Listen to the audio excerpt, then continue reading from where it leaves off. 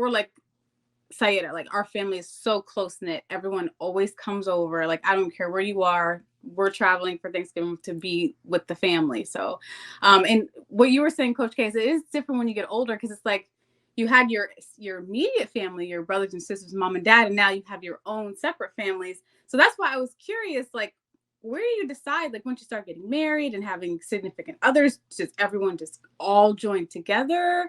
Or you're like, okay, this year we're going to go to your families. This year we're going to go to mine. Like, how do you decide that?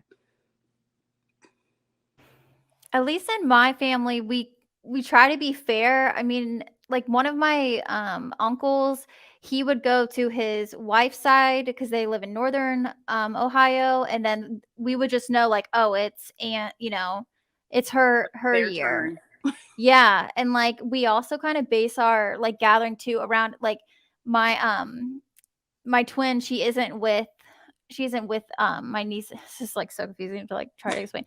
She's not with my niece's father. So like also if my sister doesn't have my niece, which is always like we're kind of bummed, but we'll like also plan it around that. But then she also has to go to her husband's family. So it's just like it's just a mess. But that is which I think is kind of interesting with this topic is as some, families aren't as traditional, I guess, at least in the American sense, Mm-hmm.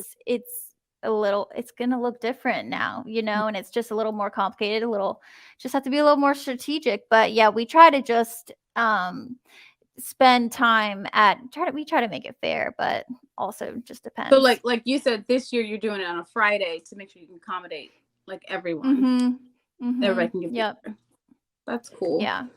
Yeah. I don't Yep. know what I'm gonna do. My husband's gonna have to be like, sorry, we're going to your family every year because I'm not gonna be without Yeah, him. Family. You we that's did it something last that year. happens here. That's something that happens here because it depends on, like, families are different. Even we're all Salvadorians, still like families traditions is different. For example, my sister's husband, um he, they decided to do Christmas with my family, my sister's family, and on by the end of the year or New Year she has to go to his family. So that's the arrangement they have, and it's usually like that. That's what's going to happen, that you decide which family goes. The family that celebrates Christmas bigger, you go to that family, and then whoever Mhm. does New Year's, then you're going to go there.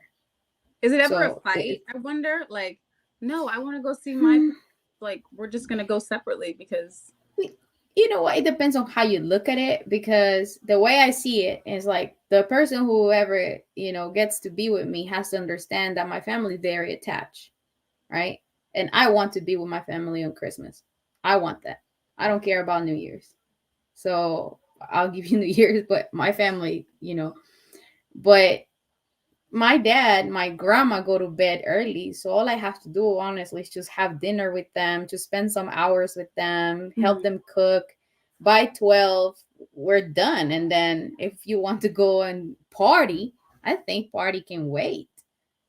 I look at it that way, because Mhm. some people it's about drinking, but my family, they don't drink. They just want to So see you and spend they just quality want to time. stay together. For us, it's more like just the union, just like the gathering, just having the family together. Mhm. So once it's 12, like, you guys can go. So we can go. And if you want to go somewhere else after 12, you can. And the same thing happens for New Year's. But again, some people decided to just, go to their families just to, hug them, Happy New Year's, and then we head out to, whatever they want to do. B, did you raise your hand? I thought I saw. Yeah, you know Oh, what? okay. Thanksgiving is a term I learned when I came to Canada because I came here like 21 years ago, right?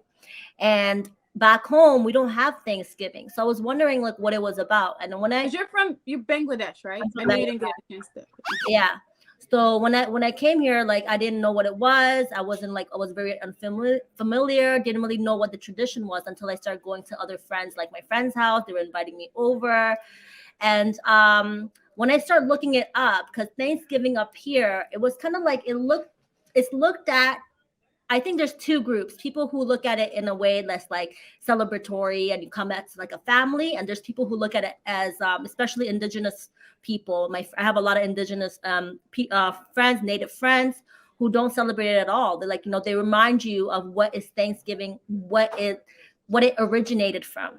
Mhm. So that's why I was like, I was in the like a cusp of like celebrating it. Do I celebrate it? And like, or do I not celebrate it and stay with my friends? Like, you know what? Like, there's two different types of friends. Like, who do I Right. go with?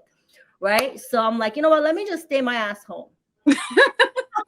I will cook, I will order some food, and I'll just stay my ass home today. But yeah, so there's like there is a history behind Thanksgiving, and I love that. Like, You're more than welcome to get into it. I was going to, but I didn't know if that was going to be controversial. But no, I mean, we got to talk about it, right? Like, go right ahead. we can't just like look at it in one side. We have to look at both sides, right? Because like there is, yes, it brings people together, but Thanksgiving, if you it was when, I think, don't quote me on this, but it was when the colonizers offered, like, they threw a big party for the native, but they also kind of like that's when they gave them smallpox and all the diseases, and it was like Thanksgiving, quote unquote. But yeah, it wasn't really a positive event, I should say.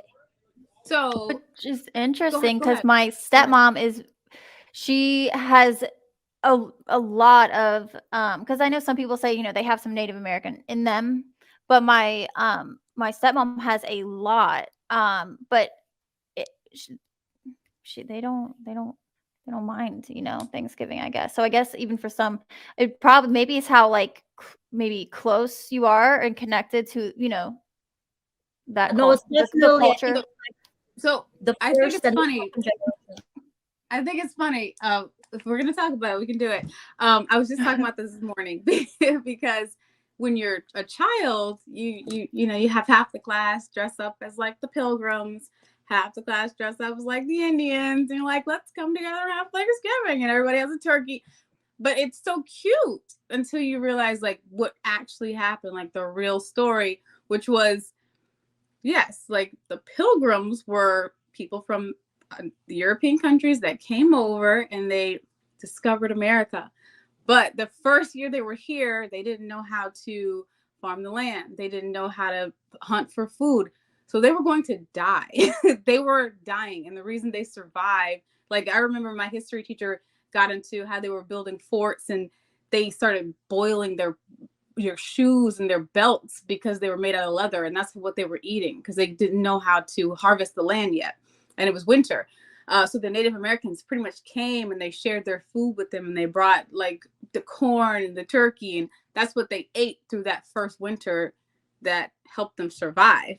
And in turn, what happened with the Native Americans? They genocided. They were genocide. They were given smallpox. They were murdered. Their land was stolen from them. So it's almost like a slap in the face. Like, we made sure you guys didn't die the first year, and this is our thanks. So Thanksgiving, you know what I mean?